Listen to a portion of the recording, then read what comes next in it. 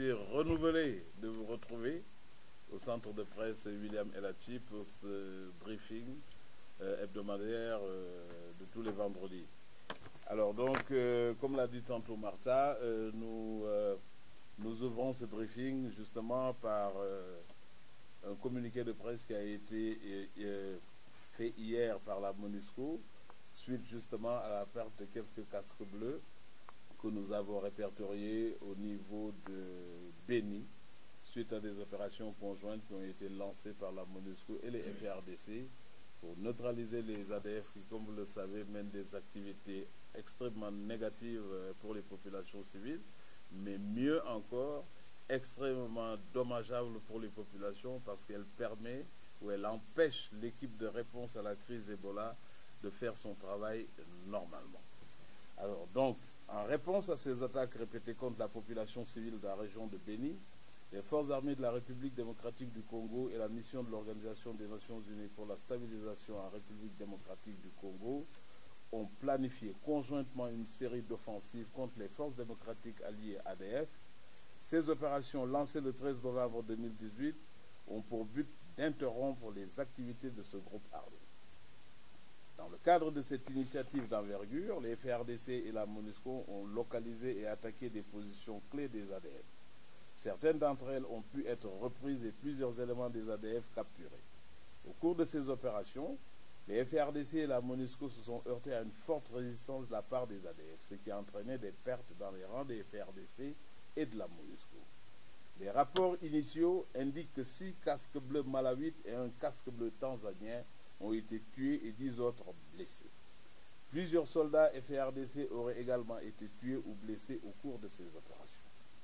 La représentante spéciale du secrétaire général des Nations Unies présente ses sincères condoléances aux familles des casques bleus et des FARDC qui ont perdu la vie, ainsi qu'au gouvernement de la République démocratique du Congo, de la République du Mali et de la République unie de Tanzanie. Elle dit, je la cite, « Je salue le sens du service et du sacrifice dont ont fait preuve nos soldats de la paix dans l'intérêt du peuple congolais. Nous sommes déterminés à conserver l'initiative contre les ADF et les autres factions négatives présentes dans la région », a déclaré Mme Leila Zerougui, représentante spéciale du secrétaire général des Nations Unies en RDC, qui a d'ailleurs rajouté que les meurtres brutaux qui sont perpétrés par les ADF contre les civils doivent cesser. La MONUSCO et les FARDC travaillent ensemble afin de mettre un terme aux atrocités commises par ce groupe. Les opérations conjointes entre les FARDC et la MONUSCO se poursuivent afin de rétablir la paix et la stabilité dans la région de Béni et assurer que la population civile du Nord Kivu puisse jouir d'un futur à l'abri de la peur. Fin de citation. D'abord, il faut replacer les choses dans leur contexte. Comme vous le savez, l'ADF, qui est un groupe rebelle d'origine ougandaise, sévit depuis très longtemps dans la région de Béni. Mais depuis un certain temps, nous avons observé une recrudescence d'activité parce qu'à un certain moment, compte tenu de la pression militaire qui était exercée tous les jours par les FARDC appuyés par la MONUSCO sur ce groupe armé, nous avions observé une forme de léthargie de ce groupe armé pendant un certain moment. Mais nous avons aussi relevé depuis quelques mois un activisme assez débordant des ADF dans la région-là. Vous avez dû le constater, l'ADF a même mené une série d'attaques contre les FARDC. Les ADF ont mené une série d'embuscades sur les casques bleus de la MONUSCO. Les ADF ont même lancé des offensives dans la périphérie même de la ville de Béni, je veux dire la périphérie du centre de la ville de Béni. Vous n'êtes pas sans ignorer que récemment encore les ADF ont lancé des attaques sur l'état-major de Soukola 2 à Béni, à Païda. Et donc toutes ces attaques ont été repoussées un temps soit peu par les FARDC, mais il faut constater que les populations civiles ont payé un lourd tribut suite à cette recrudescence d'attaques des ADF. Si vous avez bonne mémoire, vous avez dû voir que les populations civiles de Béni ont à plusieurs reprises exprimer leur mécontentement face à cette insécurité ambiante qui se rapprochait de plus en plus de la ville.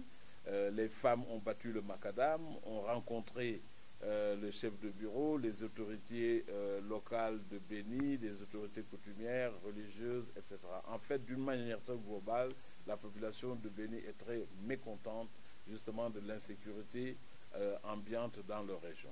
Mieux, vous savez aussi que depuis un certain temps sévit à Béni la crise Ebola depuis le mois d'août, le 31 juillet ou le 1er août, et que le gouvernement du Congo a pris justement cette menace de santé très au sérieux.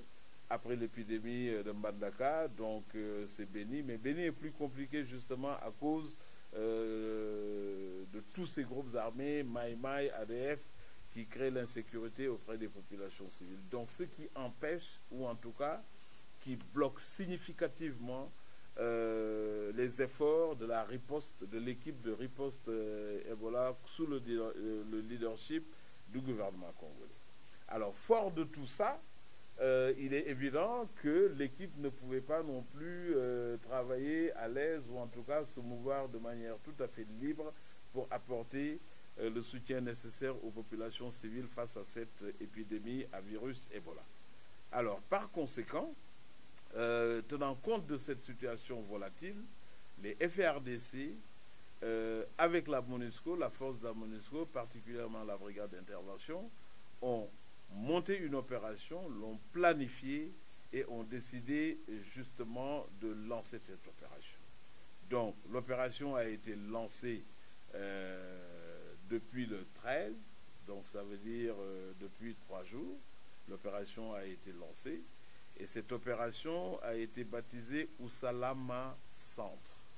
Elle avait pour objectif principal de déloger les FRD et les ADF qui avaient été localisés dans la région de Kassinga.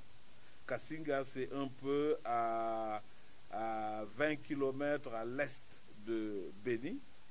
Et donc en mutualisant leurs efforts, en mettant en place des mécanismes opérationnels fiables, nous avons lancé cette opération. Alors, qu'est-ce qui s'est passé? La force de la MONUSCO a été prise d'abord dans une embuscade à Kassinga. Et au cours de cette embuscade-là, nous avons eu quelques blessés et nous avons eu aussi 2 casques bleus qui avaient été considérés comme perdus. C'est ce qu'on appelle missing in action. Donc, mais finalement, ces casques bleus ont été retrouvés. Donc, les échanges de tirs à partir de cette première embuscade ont justement provoqué des blessés, des morts au sein des FARDC et au sein de la force de la MONUSCO. Ensuite, l'ennemi a été repoussé. L'ennemi aussi il y a eu des capturés. Il y a au moins 6 ADF qui ont été capturés, 5 hommes et une femme, dont une femme plutôt. Et beaucoup aussi de morts et de blessés ont été infligés à l'ennemi au cours de cette rencontre. Lorsque l'ennemi s'est retiré, la force a continué avec les FARDC sa progression, justement pour rechercher les disparus qu'on n'avait pas retrouvés encore et sécuriser cette zone-là. C'est à ce moment qu'en faisant progression de Kassinga vers Kididoué, ils sont tombés dans une deuxième embuscade et il y a eu des échanges farouches, des échanges de feu pendant longtemps. Nos hélicoptères d'attaque sont entrés en soutien pour pilonner les positions ennemies et l'ennemi a été dégagé de Kassinga qui était un point fort de l'ADF. Il a été dégagé de là. Nos hélicoptères ont essuyé des tirs, certes, mais nous avons réussi à repousser l'ennemi et l'opération se poursuit actuellement sur le terrain. Donc, voilà réellement le scénario descriptif de ce qui s'est passé dans cette zone-là entre le 13 donc, et aujourd'hui le 16 et les opérations se poursuivent. Mais ce qu'il faudra relever dans cette affaire, c'est que premièrement, c'est qu'il faut saluer. Il faut saluer justement cette coopération entre les FARDC et la MONUSCO, la FIB, qui a repris,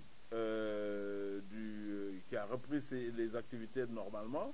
Et cette collaboration, il faut la saluer parce que nous avons pu ensemble mettre à contribution nos moyens matériels, mutualiser nos efforts, mais aussi surtout dans un élan de solidarité fraternelle entre frères d'armes. Nous nous sommes appuyés parce que notre objectif final, c'est de rétablir la sécurité dans la région de Béni. Deuxièmement, c'est de neutraliser ce groupe armé ADF. Troisièmement, c'est de permettre à l'équipe de riposte ou de réponse à la crise Ebola de pouvoir poursuivre tranquillement son travail pour sauver des vies humaines. Parce que comme vous le savez, Ebola est là-bas et c'est une réalité et les difficultés. Dit vous-même, vous êtes Congolais, l'armée congolaise est sur son terrain, l'armée congolaise est à Béni. Qu'est-ce que je veux dire? Les services de renseignement congolais sont à Béni. Les populations qui sont à Béni ne sont pas des populations internationales, mais bien des populations congolaises. Maintenant, l'acquisition du renseignement, c'est vrai, et là, actuellement, souffre de beaucoup de choses parce que, effectivement, il est difficile de savoir qui tue à Béni. De manière très globale, ce sont des supposés ADF qui tuent. Alors, maintenant, vous savez aussi que, juste pour un petit rappel historique, vous savez très bien aussi que, généralement, on dit que quand on veut neutraliser le serpent, il faut couper sa tête. N'est-ce pas? On est tous d'accord là-dessus. J'ai l'impression que je parle, les gens ne m'écoutent pas. Oui, je vous écoute. Oui. Alors, on pensait, comme tout le monde pense, qu'en coupant la tête du serpent, on le neutralise. La tête de l'ADF a été coupée. Vous le savez. Oui. Djamil Moukoulou est où? Il est arrêté, non? Il n'est pas en prison. Donc, ce qui vous traduit, je vous demande juste d'aller vers une analyse avec moi. Si normalement, en coupant la tête du serpent, le serpent est neutralisé, même si le serpent continuera toujours à bouger, parce que même si tu le mets dans la marmite chaude ou l'huile chaude, et tu le poses dans son assiette, le serpent bouge toujours, même quand tu le manges. N'est-ce pas? Djamil Moukoulou est arrêté, c'est le chef des ADF. Il est neutralisé. Mais le serpent continue à fonctionner et à faire mal. Ça veut dire quoi? Ça veut dire que où ce serpent a plusieurs têtes, ok, où ce serpent a une configuration qui fasse que c'est compartimenté. Ça veut dire, quand c'est compartimenté, chaque groupuscule peut avoir son autonomie. Ce qui fait que pour avoir tous les renseignements sur le groupe, il est assez difficile. On a à peu près la même configuration, ce qu'on observe dans les groupes terroristes, etc. qui écupent. Donc, maintenant, comme vous le dites vous-même, le manque de renseignements nous pose énormément de problèmes, que ce soit à nous, que ce soit au FARDC, que ce soit aux forces de défense et de sécurité, mais tous les moyens sont mis en œuvre pour poursuivre ce travail de collecte, d'analyse et d'exploitation des renseignements qui peuvent être collectés à partir de tout ça. Donc ça, c'était pour votre question relative à l'ADF. La deuxième partie de votre question, c'est quoi? Comment vous qualifiez cette attaque? Oui, non, cette attaque, comme je vous l'ai dit, je ne la qualifie pas. Je vous ai dit dès le départ que ce sont les FARDC et la MONUSCO, compte tenu de la menace sécuritaire que ADF faisait planer autour de Béni, dans la ville de Béni, et que, compte tenu des observations et des renseignements, nous avions pu localiser un point fort de l'ADF à Kassinga. Donc nous l'avons localisé. Nous avons planifié, nous avons ensemble, nous avons mutualisé nos efforts et nous sommes allés démanteler cette base. Donc c'est une initiative des FARDC appuyée par la MONUSCO pour déloger ou démanteler un camp militaire Donc je considère que si je dois qualifier cette attaque, je la qualifie de très positive parce qu'il faut qu'on aille mettre le danger chez l'ennemi. Pas tout le temps que l'ennemi vienne mettre le danger auprès des populations civiles. Donc je considère qu'on est engagé dans une dynamique et que cette coopération doit être renforcée, cette coopération doit être soutenue par les journalistes, cette coopération doit être soutenue par les populations, parce qu'au bout du compte, c'est qui gagne? Les populations congolaises, qu'elles soient de Béni ou d'ailleurs. Parce que même si je suis de Goma, je peux avoir des parents à Béni, et c'est vice-versa. Voilà ce que je pouvais dire pour cette deuxième question. Merci. Messieurs, je vous remercie de votre attention. Merci.